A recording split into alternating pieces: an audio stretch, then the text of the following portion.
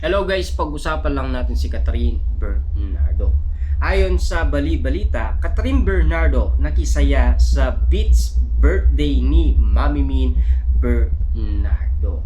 Ayon sa Bali-Balita, sinamantala ni Catherine Bernardo ang mahaba-habang bakasyon niya. Sinulit din niya ang banding abang nasa bansa ang pamilya ng kanyang kuya Kevin. Tuwing Kapaskuhan kasi ay umuwi sa Pinas ang nag-iisang kapatid na lalaking dentista ni Catherine Bernardo.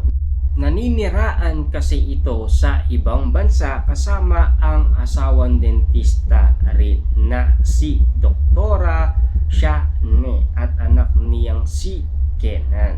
Gaya na lang nitong weekend, muling nagkasama-sama ang magkakapatid na sina Kat, Kevin, Kate at Christine para i-celebrate ang birthday ni Mami Min Bernardo sa isang exclusive beach resort sa Karatig Probinsya. Siyempre, kajoin din sa celebration sina Daddy Teddy at tatlong pamangkin ng aktres na sina Lexine, Chona at Kenan. Pinlex mismo ni Mami Min Bernardo sa Instagram niya ang ilang photos na kuha sa kanyang simpleng birthday getaway. Narito ang caption ni Mami Min Bernardo. Ang kanyang IG post nitong Martes, ang simpleng out-town celebration for my birthday is already heartwarming. Hindi man bongga, what matter most is that one in a while kompleto at magkakasama ang buong pamilya. Naiulat na rin namin dito sa Abante na nag-family bonding din ang buong family Bernardo nitong Christmas at New Year. Sabay-sabay rin silang nanonood ng MFFF movie na produce ni Mami Min Bernardo. Kaya huwag intrigain na ang batang mayor ng Lucena ang kasama ng aktres nitong Kapaskuhan.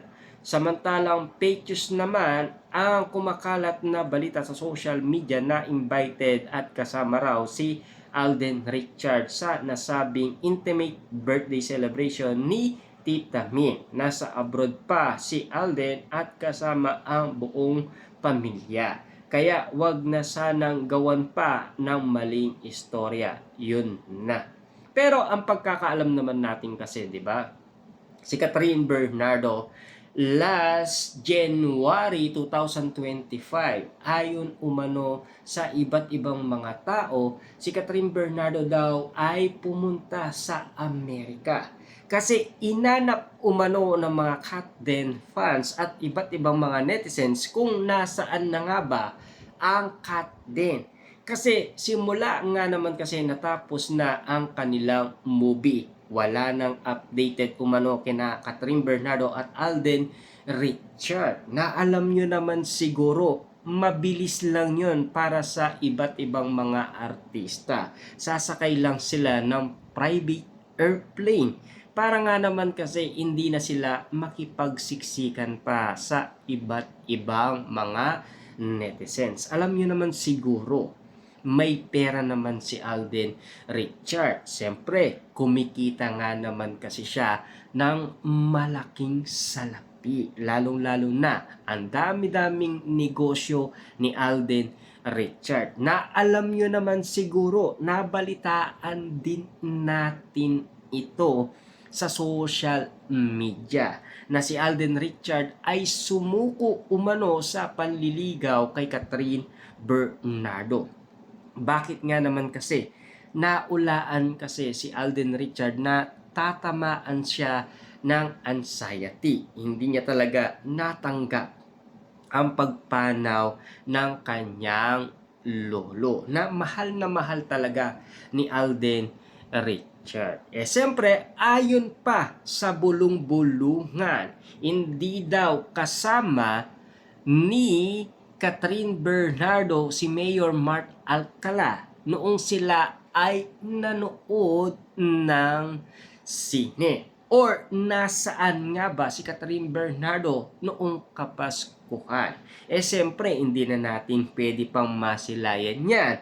Lalong-lalo na, siyempre, masisilayan lang natin yan kapag meron mga lumalabas at kumakalat umano sa iba't ibang mga social media platform ang iba't ibang kuwa galing umano kina Mami Min Bernardo or Catherine Bernardo sa iba't ibang social media account nila tulad na lamang ng Instagram account nila.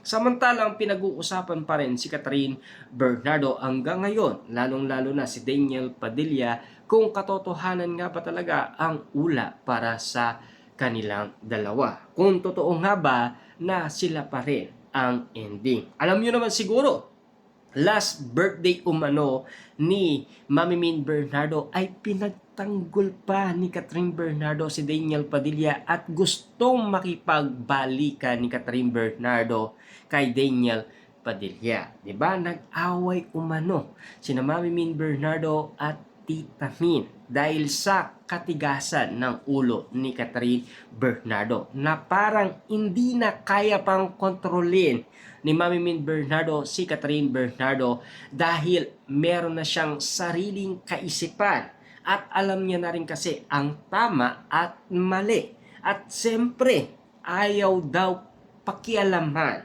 ni Mami Min Bernardo si Catherine Bernardo tungkol umano sa kanyang buhay pag-ibig. Kung sino man ang pipiliin umano ni Catherine Bernardo. Alam nyo naman siguro, last 2025 din, nagparamdam din si Catherine Bernardo na talagang namimiss niya na si Daniel Padilla. Meron pa nga bulong-bulungan na naglasing umano si Catherine Bernardo at lagi niyang sinasabi na mahal niya pa rin si Daniel Padilla. At meron pa umanong bulong-bulungan na naririnig natin noon kay Daniel Padilla noong siya ay sumalang umano sa lie detector test at lagi niya daw ini-stalk umano ang account ni Catherine Bernardo na parang ang daming pasabog umano kina Catherine Bernardo at Daniel Padilla na hindi maubos-ubos